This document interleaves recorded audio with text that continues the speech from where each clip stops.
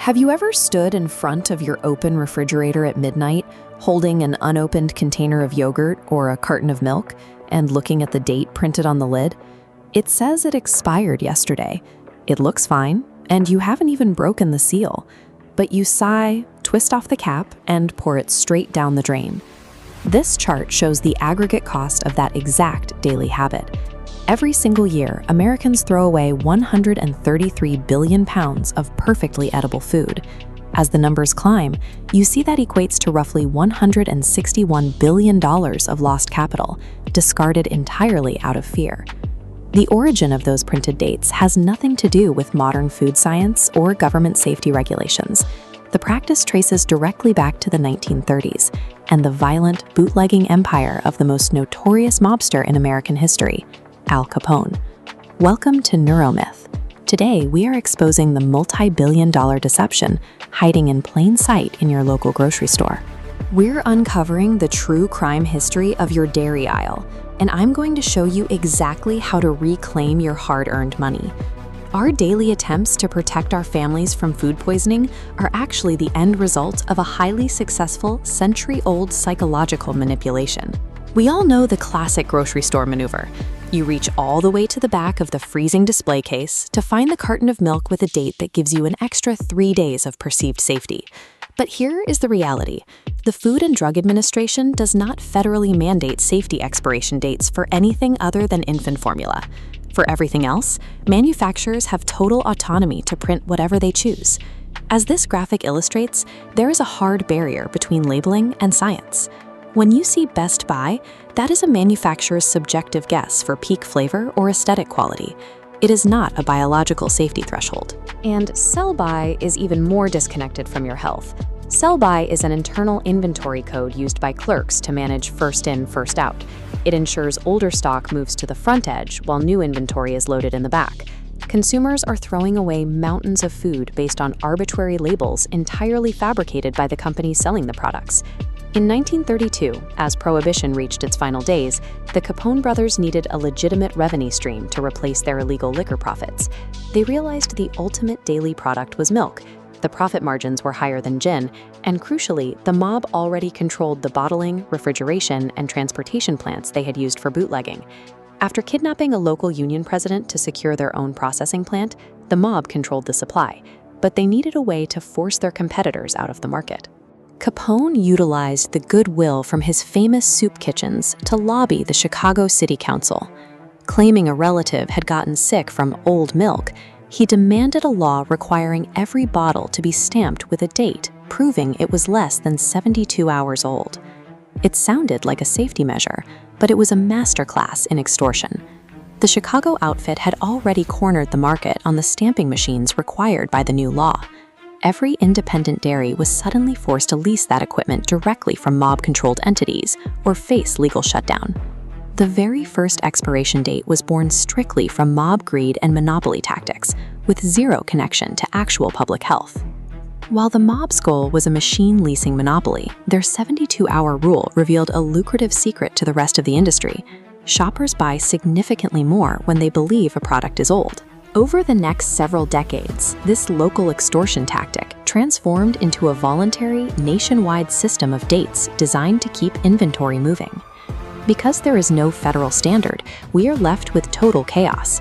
Montana legally forced retailers to dump fresh milk if it was 12 days past pasteurization. Yet, right across the border in Wyoming, that exact same milk was legally permitted for sale for 21 days.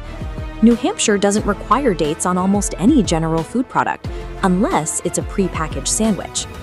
National egg brands are forced to print dual, contradictory statements on the same package, telling you the eggs must be sold by and expired on the same day, just to satisfy different state laws in California and Arizona. This excavation site in 1968 revealed the steamboat Bertrand, which sank a century earlier. Chemists tested 109-year-old canned branded peaches and oysters found in the wreck. They found zero microbial growth. The food was still safe to eat because the canning process makes food sterile indefinitely. If you're surprised by these facts, hit that like button and subscribe to Neuramyth. Sharing this video helps us expose the truth behind these common household myths. Corporations even stamp dates on immortal foods. Pure honey and pure salt are physically incapable of supporting microbial life and can last forever, yet they still receive best buy dates to encourage repeat purchases. In 1993, PepsiCo's Freshness Flag campaign successfully trained a generation to treat highly stable, acidic carbonated water as a fragile perishable that could expire.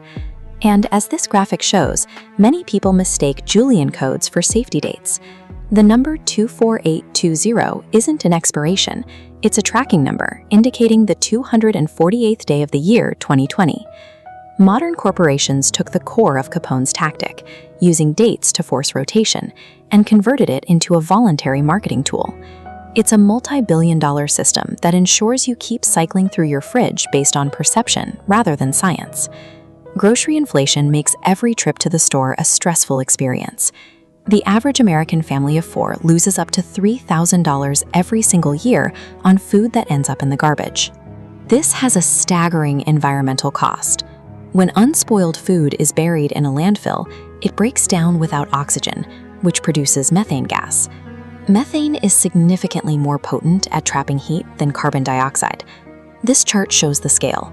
If global food waste were its own country, it would be the 3rd largest emitter of greenhouse gases on the planet, right behind the US and China. As the chart transitions, you can see the secondary impact. The food you are tricked into throwing out represents a loss of 19,000 gallons of fresh water per person every year. Blindly following these unregulated numbers drains your family's savings while accelerating an ecological crisis. We can break out of this matrix by trusting our own evolutionary biological senses. Human beings are remarkably good at detecting spoiled food. Here is how you can tell without looking at the date. For milk, smell is the first indicator. But watch what happens in this video. If you pour a splash into hot coffee and it instantly begins clumping or feathering, it means the milk is beginning to spoil. If it stays smooth, it's safe. For eggs, use the float test. This cross-section shows the physics. Over time, moisture evaporates through the porous shell and the internal air cell expands. If the egg stands upright or floats, it's older. If it sinks and lies flat, it's incredibly fresh. For canned goods, ignore the year and look for physical failure. If the can is bulging or has deep scaling rust along the seams, discard it immediately. Those are signs of dangerous anaerobic bacteria like botulism. I want to know what you think of this expiration date scam. Drop a comment below with your thoughts and let me know what topic you want to see exposed next. Trusting your own senses is the most effective way to stop paying for the same groceries twice, reclaim your family's budget, and end your participation in a massive cycle of waste. Stay curious, and I'll see you in the next one.